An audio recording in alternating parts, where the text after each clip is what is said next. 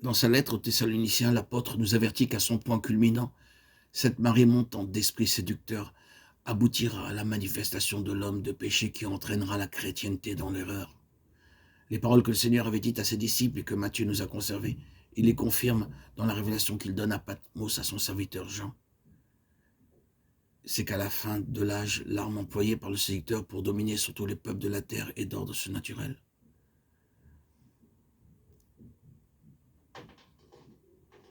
La séduction du monde qui s'enfonce toujours plus dans les ténèbres et la séduction de l'Église au moyen des enseignements les plus divers qu'accompagnent des manifestations sataniques atteignent leur maximum d'intensité à la fin de l'âge.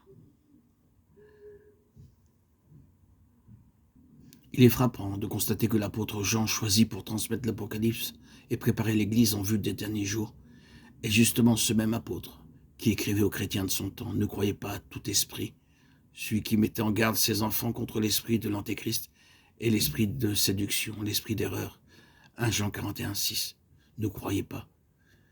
Tel est son mot d'ordre, telle l'attitude que l'apôtre Jean préconise. C'est-à-dire douter de toute doctrine, de tout docteur, jusqu'à ce que preuve soit faite qu'ils sont de Dieu, éprouver les enseignements de peur qu'ils n'émanent de l'esprit d'erreur et ne fassent partie du plan de campagne arrêté par l'Antéchrist pour séduire les nations, les amener à se révolter contre Christ.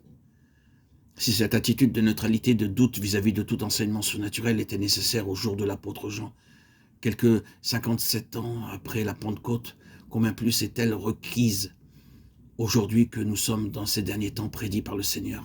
Et l'apôtre Paul, tant caractérisé selon la prophétie par une multitude de voix, une clameur de voix de prophètes. En langage du siècle, nous disons conférenciers, professeurs, docteurs, qui se servent du nom sacré du Seigneur Jésus, tant caractérisé par une multitude d'enseignements et de doctrines d'origine surnaturelle, spirituelle, doctrines accompagnées de si merveilleuses preuves que même les plus fidèles enfants du Seigneur sont perplexes, ébranlés, et que plusieurs sont séduits pour un temps. Prophétisant sur les derniers temps, Daniel dit que quelques-uns de ceux qui sont intelligents et qui enseignent succomberont afin qu'il y en ait d'entre eux qui soient éprouvés, purifiés et blanchis. Daniel 11, 35. Oui, la vérité doit être regardée en face. Les élus peuvent être séduits, plusieurs le sont pour un temps, afin d'être éprouvés, affinés. Le mot suggère l'élimination des scories au feu du creuset, purifiés par l'enlèvement des scories et blanchis. Le poli, l'éclat du métal, débarrassé de toutes les impuretés.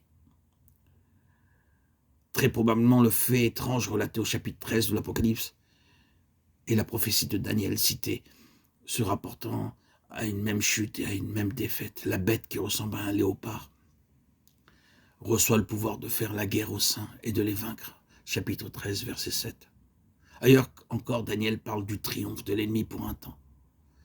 La corne faisait la guerre aux saints et prévalait sur eux. Daniel 7, 21.